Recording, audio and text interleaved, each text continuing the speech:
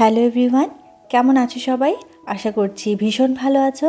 আর আমি ভারতী কাহিনীগুলির নতুন একটা ব্লগে তোমাদের অনেক অনেক স্বাগত। শুরুতেই তো তোমরা দেখতে পেলে মুনিয়া চালাচ্ছে স্কুটি। আসলে ওর বাবা একদিকে হাত রেখেছে, আরেক দিকটা ছেড়ে রেখেছে, ওকে বলেছে চালানোর জন্য। আর ও চালাচ্ছে আর ভাবছে নিজেই চালাচ্ছে, বলছে দেখো তোমাদেরকে নিয়ে যাচ্ছি একটা সুন্দর জায়গায়। তো চলো আমাদের সাথে সাথে তোমরাও দেখবে আজকে ওই জায়গাটা। বাড়ি থেকে এই জায়গাটা গুনে গুনে ঠিক 5 মিনিট, কিন্তু ছোট থেকে বড় হয়েছি এখানেই, পড়াশোনা এখানেই, সব কিছু। জানিও না যে বাড়ির সামনেই এত সুন্দর একটা জায়গা রয়েছে।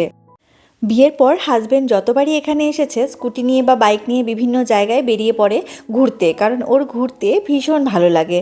তো ও ঘুরতে ঘুরতে অনেক জায়গা এক্সপ্লোর করেছে, যেগুলো আমরা কোনোদিন যাইনি। সেই জায়গাগুলো হয়তো নাম জানি, কিন্তু কখনোই যাওয়া হয়নি। আসলে কি বলতো, ওই পড়াশুনো, স্কুল, কলেজ, টিউশন এগুলোর মাঝখানে কখনোই সময় হয়ে ওঠেনি। বা মা বাবা যেহেতু চাকরি করতো দুজনেই, সেই জন্য মা বাবাও কখনো সময় করে উঠতে পারেনি আমাদেরকে দূরে কোথাও ঘুরতে নিয়ে যাওয়ার। আগরতলার বাইরে বিশ্বাস করো কোনো দিনই কোথাও যাইনি। একমাত্র বাইরে বলতে ওই উদয়পুর মাতাবাড়ি ছাড়া আমরা আর কোথাও কিন্তু সেইভাবে ঘুরিনি। আমার হাজব্যান্ড এখানে আসার পরে অনেক জায়গাতেই ঘুরেছে। যাই হোক, আজকে চলো আমিও দেখব আর তোমাদেরকেও দেখাবো ত্রিপুরার রাবার বাগান। যদিও এটা অনেক ছোট্ট একটা অংশ, কিন্তু ত্রিপুরার বিভিন্ন জায়গায় এরকম রাবার বাগান রয়েছে। তো আমাদের বাড়ির পাশে যে রাবার বাগানটা রয়েছে সেটাতেই আমরা আজকে এসছি।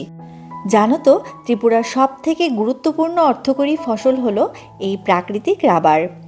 আর ত্রিপুরা কিন্তু কেরালার পরে দেশের দ্বিতীয় বৃহত্তম প্রাকৃতিক রাবার উৎপাদনকারী হয়ে উঠছে এখন দিনে দিনে, যা ভারতের মোট উৎপাদনের প্রায় 9%।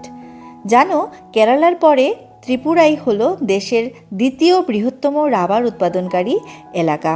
ত্রিপুরার অধিবাসী যারা রয়েছে এখানে ম্যাক্সিমাম কিন্তু জীবিকা নির্বাহের জন্য প্রাথমিকভাবে এই রাবার বাগানের উপরেই নির্ভরশীল। প্রায় 1 লক্ষেরও বেশি রাবার চাষি কিন্তু রয়েছে এই ত্রিপুরাতে। আমরা তো বাগানের ভেতরে ঢুকে পড়েছি। এবারে চলো তোমাদেরকে দেখাই কিভাবে রাবারটাকে কালেক্ট করে ওরা। তো দেখো, গাছের মধ্যে এরকম একটা কাটিং করা হয়, করে তারপরে এখান থেকে রাবারটা চুয়ে চুয়ে কিন্তু পড়ছে নিচে রাখা একটা বাটিতে। এরকম একটা বাটি এখানে লাগানো থাকে, এই বাটিটার মধ্যে কিন্তু রাবারটা কালেক্ট হয়। এখানে যতগুলো গাছ রয়েছে প্রত্যেকটা গাছে কিন্তু ঠিক এরকমভাবেই কাটিং করে গাছটাকে বাটিটা লাগানো থাকে, এবং প্রত্যেকটা গাছ থেকে যখন রাবারের রসটা চুয়ে চুয়ে এই বাটির মধ্যে পড়ে ভর্তি হয়ে যায় বাটিটা, চাষিরা কিন্তু এগুলো কালেক্ট করে নেয় এবং সেটাকে মেশিনের মাধ্যমে ব্লক রাবার বা শিট রাবারে কিন্তু তৈরি করে নেয়। মেশিনে তৈরি ওই ব্লক রাবার বা শিট রাবারগুলো বাজারে বিক্রি করে তারপর ওইগুলো থেকে যা আর্নিং হচ্ছে তা দিয়ে কিন্তু অনেক ফ্যামিলির সংসার চলে। আবার এখন যেহেতু বসন্তকাল, সেই জন্য প্রত্যেকটা গাছের পাতা ঝরে গেছে, দেখতে কিন্তু ভীষণই সুন্দর লাগছে। আবার যখন বসন্তকাল পেরিয়ে নতুন পাতা আসবে গাছে গাছে, সেই সময় হয়তো আরও বেশি সুন্দর লাগবে। সবথেকে মজার ব্যাপার হলো, আমার বাবা কিন্তু এই রাবার কর্পোরেশনেরই একজন গভর্নমেন্ট এমপ্লয়ি ছিলেন। বাবার এখন রিটায়ারমেন্ট হয়ে গেছে, কিন্তু বাবা এই ডিপার্টমেন্টেই কিন্তু কাজ করতেন। তো দেখো ব্যাপারটা কেমন অদ্ভুত। যারা ট্যুরিস্টরা ঘুরতে আসে ত্রিপুরাতে, বিভিন্ন জায়গা ঘোরার সাথে সাথে রাবার বাগানও কিন্তু ভিজিট করে, কারণ এখানকার সব থেকে বড় রাবার বাগান কিন্তু ওই সাউথের দিকে রয়েছে। তো সাউথ ত্রিপুরায় সব থেকে বড় রাবার বাগান, সেগুলো কিন্তু ট্যুরিস্ট স্পট হিসেবে, মানে ট্যুরিস্টদেরকে দেখানো হয় এখন। ওইখানে ট্যুরিস্টরা যায়, ঘোরে, ছবি তোলে, সব কিছু করে। কিন্তু আমার বাবা এই ডিপার্টমেন্টেই কাজ করতেন, কিন্তু তবুও আমরা কখনোই এই রাবার বাগান কোনোদিনই যাইনি বা ভিজিট করিনি, দেখিনি। তো যা কি আর করা যাবে, আগে দেখা হয়নি, কিন্তু এখন আমার হাজব্যান্ডের দৌলতে দেখা হয়ে গেছে। আমার তো ভীষণ ভালো লেগেছে। আর এই দেখো, এগুলো হচ্ছে সমস্ত রাবারের চারা গাছ, ছোট ছোট পলি প্যাকেটে করে, যেরকম নার্সারি করা থাকে এরকম এখানেও রাবারের নার্সারি রয়েছে। ছোট ছোট রাবার গাছ কিন্তু এখানে লাগানো রয়েছে। তো জায়গা বুঝে সমস্ত কিছু কিন্তু লাগানো হবে। আর এই ত্রিপুরায় উৎপাদিত প্রাকৃতিক রাবারের প্রায় 99% কিন্তু প্রক্রিয়াজাত করা হয় বিভিন্ন ধরনের বাজারজাতকরণ যোগ্য আকারে, যেমন শিট রাবার, ব্লক রাবার। আর এই শিট রাবারটা তোমাদেরকে আমি এখনই দেখাবো। যাব একটা জায়গায়, একটা বাড়িতে, ওনারা শিট রাবার তৈরি করেন। আর এখানে তো জায়গায় জায়গায় প্রত্যেকটা বাড়িতে কিন্তু শিট রাবার তৈরি হয়, বেশিরভাগই শিট রাবার। তো তোমাদেরকে দেখাবো এখন শিট রাবারটা কীরকম হয়, কীরকম ধরনের হয়, ওনারা কিন্তু ওটা তৈরি করে বিক্রি করেন। তো চলো আমাদের সাথে তোমরাও। আর এই রাবার গাছগুলো থেকে কিন্তু বিভিন্ন ধরনের আসবাবপত্র তৈরি হয়, দরজা জানলা থেকে শুরু করে বেড থেকে শুরু করে সব কিছুই কিন্তু এই রাবার গাছ থেকে তৈরি হয়। দেখতেই পাচ্ছ এই যে গাছ থেকে কাঠ এখানে ছোট ছোট টুকরো করে কেটে রাখা রয়েছে, শুকানো হচ্ছে। আবার যেহেতু এটা ফরেস্ট ডিপার্টমেন্টের আন্ডারে রয়েছে, আমি শুনেছি আমার বাবার কাছ থেকে যে এখানে কিন্তু চুরিও হয়, মানে রাবার গাছ কেটে নিয়ে চলে যায় এরকমও হয়, সেই জন্য প্রচুর গার্ডও থাকে।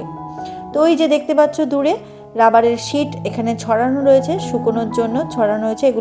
এগুলো কিন্তু সবে শিটগুলো তৈরি করা হয়েছে, এগুলো শুকোনো হবে, শুকোলে তারপর ড্রাই হয়ে গেলে তারপরে ওগুলো বিক্রি করবে। তো চলো তোমাদেরকে আরেকটু ভালোভাবে দেখাবো শিটগুলো।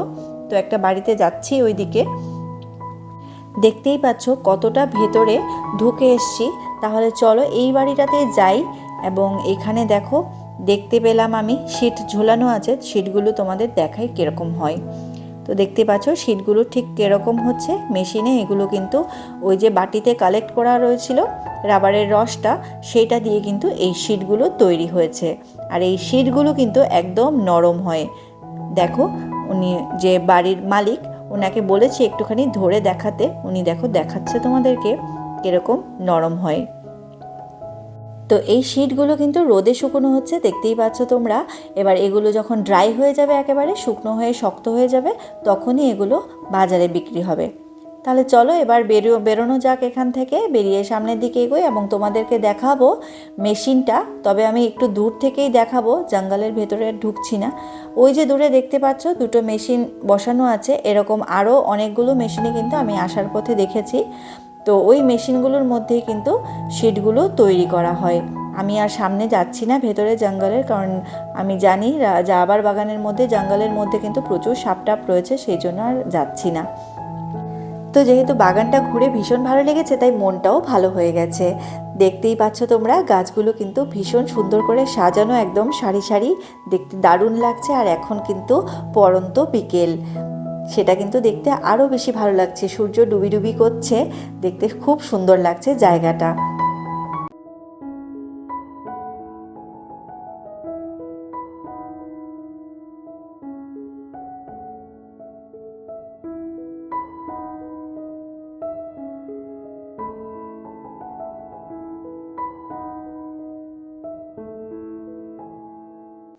আমাদের তো আজকের এই বিকেলটা বাগানের মধ্যে কাটিয়ে ভীষণ ভালো লেগেছে।